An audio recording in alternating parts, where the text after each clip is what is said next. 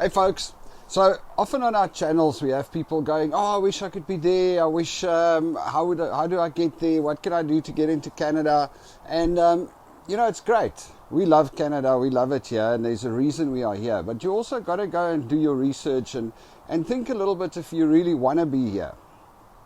So I thought today I'll just talk about a few general things, some of the good things, some of the not so good things, and that you can understand what it is that you're going to give up. For some people it will be amazing, and for some people it won't. Some people just need something different. So let's start with the cool things. It's really safe here, and that's what's awesome. Well, apart from the view, and I mean, we're lucky we got a nice bargain and a nice place. 6 months from now we're going to feel sad when we have to move more down the hill into town, I guess, but it is what it is. So what I love here is the safety.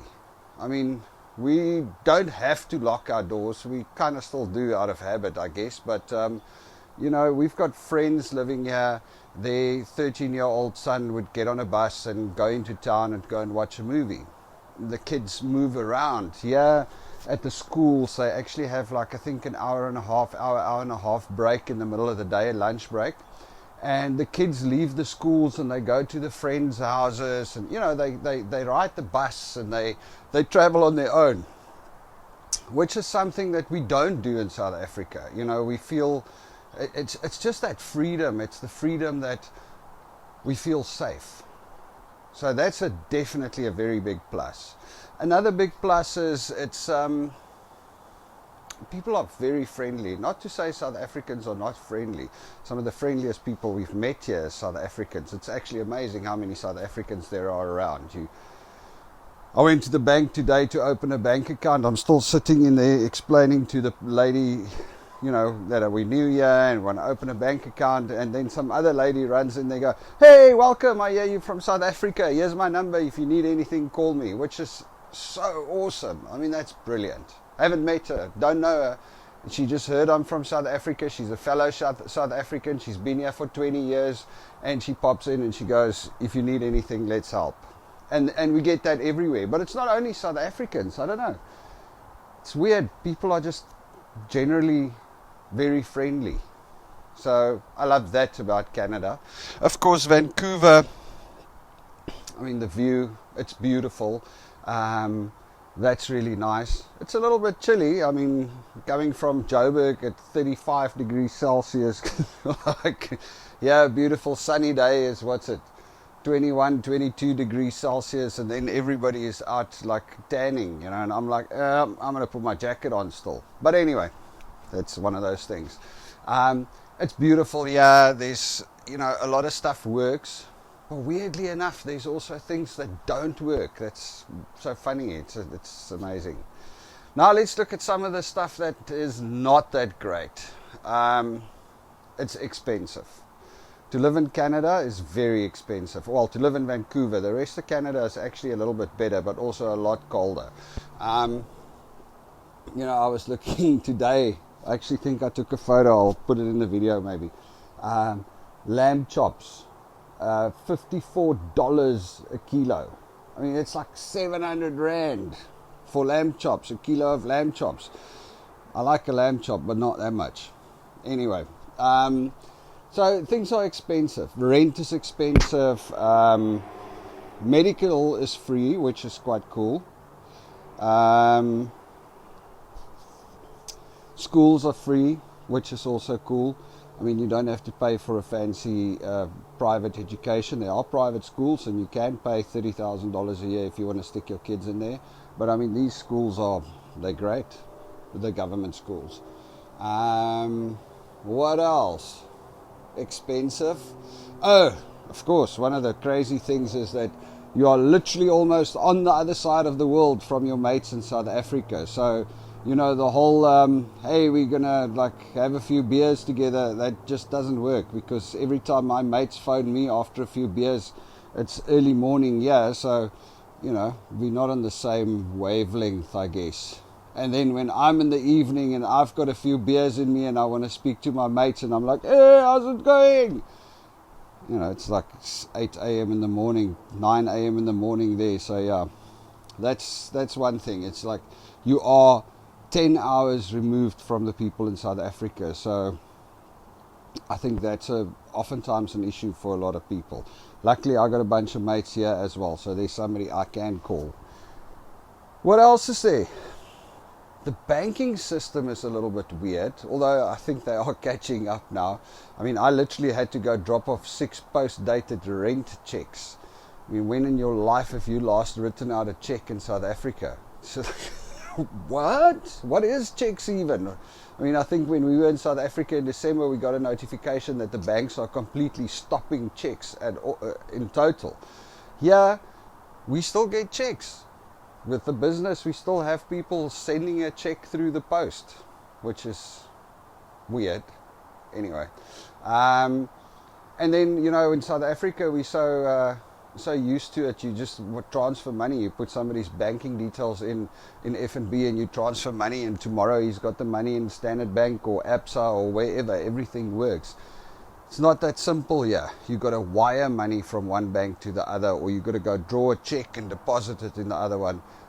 If you want to make significant payments. The rest is all like, oh no, you can use the Interact system, but it's only 3,000 limit. Yeah, it's weird. So, but they are catching up, I believe. So that's nice. What else is there? I guess that's about it for today. I'll talk about a few other things now. I'll try and post more regularly. I know Belinda has been making videos and she's been recording all the stuff that we had to do. There was an enormous amount of paperwork and applications and admin and all kinds of things. And to be quite honest, that's one thing that's not that great, is the Canadian Immigration's website. Oh my gosh.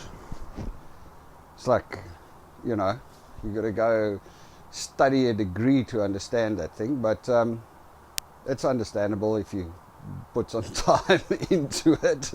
So we went through all what's all the things that we had to apply for. I had to apply for a SIN, my tax identification number here. We had to apply for medical. There's free medical, but you got to apply for it. That takes 2 to 3 months to issue. You have to get a new driver's license, because our South African driver's licenses, you're allowed to drive with it for 3 months, and then you got to get a new driver's license. But apparently, so you got to start over. We got to go and write the test, okay? And then so it's basically the theory test, and once that's done, we can book a driving test.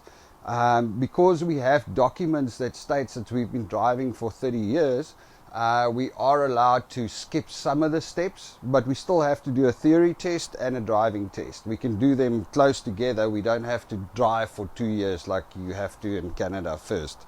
So we got to do the driver's license. Then we have to apply for, you need to find a family doctor.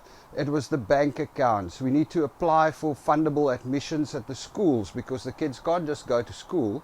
Like in the US, when we were there, they don't ask questions. The kid rocks up at school, the kid gets in school, and the kid gets taught. End of the story. They don't care where you're from or what what your status is. In Canada, you have to apply at fundable admissions.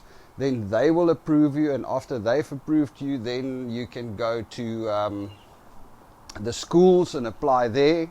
So that was a process, but we finally got Connor into a school on Friday, and hopefully Monday Angelique will also be able, her documents will also come through. And then there's the work permit extensions. There's the, oh my gosh. Yeah, there's just a whole lot of paperwork. And, you have to have patience, because it's not that simple. Oftentimes you have to complete these things. We were in a weird situation because we were stuck in the US during COVID. My passport expires in July. So when I got my work permit in Canada, like, you know, in America, when you get a 10-year visa or a 2-year visa or whatever, they issue the visa regardless of your passport's expiry. So if you get a new passport, you carry two. You carry the one with the visa and its expiry date, and you carry your new passport with its expiry date. In Canada, it doesn't work like that. If your passport expires on that day, all your visas, everything they give you only expires on that day. So last year when I moved into Canada and I got my work permit, they only issued the work permit up till July when my passport expires. Which, you know, I didn't think twice about. It's fine, I'm going to go get a new passport and then I'll figure it out. So December I got a new passport in South Africa, came back here, said, oh, here's the new passport. They go, oh, no, you need to apply for an extension. And we are issuing your kids temporary residency permits and your wife's temporary work permit. But all of those are linked to your work permit, and your work permit was only issued until July, so all of the other paperwork gets issued until July only. And that's it. So I'm like, okay, what do we have to do then? Well, I need to now apply for my extension because I now have a passport that's valid for the next 10 years. So I had to apply for the extension. They gave me my new work permit. Now Belinda and the kids has to apply for their extensions separately. But for some reason they can't do it online. So they had to print out the documents, fill them out, and now mail them in. Don't know how long that's going to take. And now you go... That's a crazy thing. Now you go back and we have to go and apply for the medical, free medical. And they go, oh, but your work permit isn't valid for another 6 months, and we only issue these if your work permit's valid for at least another 6 months. And we're like, yeah, we do have the work permit, and mine's been approved, but theirs hasn't. They're like, oh, well, come back when yours have. So there's a bit of extra admin on our side. So one thing I can say is, if you come here, and just make sure before you start your application that you get a new passport and that you have more than enough time left on your passport. Anyway, for the rest, life's actually really amazing. We all are enjoying it here. Connor's hopefully going to start school next week, and hopefully Angelica as well. And then it'll be a bit quieter in the house and we'll get to a better routine, I hope. And for the rest, loving it. If you have any questions about coming to Canada or things that you got to do, we're so thankful that we're here. I would gladly help you. Message me on Facebook or comment on YouTube or whichever way. Please contact us and I will try and help as much as I can.